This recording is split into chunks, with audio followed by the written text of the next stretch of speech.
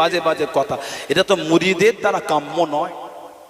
পীরের লাঠিকে সম্মান করা যদি পীরের সম্মান হয়, পীরের দরবারের ইজ্জতটাও তো মুরিদের কাছে আছে না নাই? একটু হ্যাঁ কে মানো না মানো আমি জানি না, আমি মানি, আপনি মানেন, উনি মানেন, উনি মানেন, আমরা মানি, আমাদের কাছে সম্মান আছে। তাই যদি না হতো আল্লামা রুহুল আমিন জুতো খুলে খালি পায়ে যেতেন না।